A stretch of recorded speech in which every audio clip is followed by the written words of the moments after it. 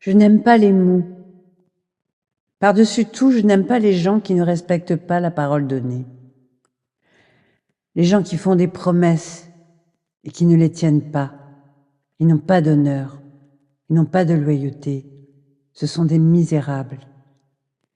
Et comme par hasard, toute leur veulerie s'accompagne d'une mesquinerie sans nom, celle de s'arranger avec une mémoire qui les dérange. Alors, ils oublient. Il est inutile de chercher ce qui m'a donné cette rage, cette colère, cette certitude. S'il me serait arrivé quelque chose dans l'enfance qui ait pu me forger cette profession de foi, je ne m'en souviens pas. Toujours est-il qu'à 13 ans, à l'âge où j'ai eu mes premières règles, j'ai entendu cette voix dans le fond de mon ventre. À 13 ans, je me suis fait cette promesse. Je serai loyale, je ne trahirai pas. Je serai vaillante, intrépide, téméraire, indomptable, chevaleresque, héroïque. À guerroyer dedans soi, j'avais le cœur à fer et à feu, un sang de bataille et une pensée d'épée. À 13 ans, je grimpais aux arbres et je n'aimais pas ces robes qu'on nous taillait toujours trop grandes pour durer. Dès que je pouvais, je laissais ma cotte sous un arbre et restais en chemise de lin, celle qu'on garde la nuit pour dormir. Je conservais juste le lien de taille de ma robe pour raccourcir encore le bliot. J'avais embêté ma mère pour qu'elle me le coupe au-dessous du genou. Elle avait bâclé de vaines chicanes, mais avait fini par accepter. J'étais forte en gueule, mais si courageuse pour aider au champ, à la moisson et aux semailles. Mes ongles savaient le noir de terre. Je ramassais le foin, glanais les épis, plantais, désherbais, récoltais, trayais les vaches de mon père, et depuis toujours préférais monter les chevaux de trait en m'accrochant à leur collier d'épaule plutôt que filer la laine ou le lin. Quand on me disait que j'étais un garçon manqué, je répondais non, je suis une fille réussie. Mon père riait et ma mère me regardait de travers.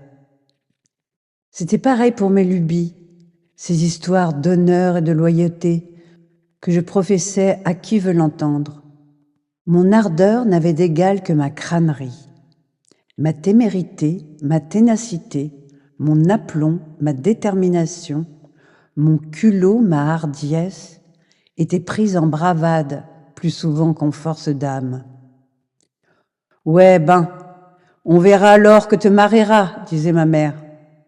Si époux s'en trouve, ce Dieu plaît, avec ce caractère rudement et cette humeur de fronde. » Rudement était son mot à elle, une trouvaille qu'elle aimait me servir. Ma mère m'avait noué fort et franc. J'ai appris à me taire. Elle était bigote par-dessus tout et ne jurait que par le Saint-Esprit. Mon père ayant quelque fortune, elle se faisait des petits plaisirs en rapportant parfois du village des médailles, des estampes, des enluminures sur parchemin, des statuettes ou des figurines en bois sculptées, en cire, en pierre tendre, en plomb, en bronze ou en ivoire. On les trouvait dans les marchés, dans les foires, dans les ateliers d'artisans locaux ou dans les casaques de pèlerins ambulants. Il y avait dans la maison une foultitude de Saint-Michel terrassant le dragon, de Sainte-Marguerite d'Antioche qui saurait la protéger contre les douleurs d'un malencontreux prochain enfantement, et de Sainte-Catherine d'Alexandrie la savante, symbole de sagesse et de foi. Nourrie au biberon de ces pieuses salades, je connaissais par cœur les séraphiques tribulations. J'en rêvais. Le sommeil me brodait des songes d'encre. Je finissais par ne plus faire le tri entre ce que j'avais rêvé et la réalité. Je ne parlais plus beaucoup, mais j'écoutais beaucoup. Le dimanche, ma mère me traînait à l'église et l'on y parlait des guerres, des épidémies, de la peste et des famines, de la fin des temps qui approchait, d'une punition divine. Les paysans autour du feu racontaient le roi complètement agité du bocal. Il ne savait même plus le nom de ses 11 enfants, ni même le sien. Mes frères agonissaient cette garce d'Isabeau, à la solde des Bourguignons, donc des Anglais, qui avait banni du trône son propre fils. Ils disaient « son fils putatif » en rigolant. C'était la formule du traité de Troyes. Elle fricote avec son beau-frère le duc d'Orléans, la salope, affirmait mon frère Jean à Pierre, qui a 3 ans de moins, l'imitant tout et croit tout ce qu'il lui dit.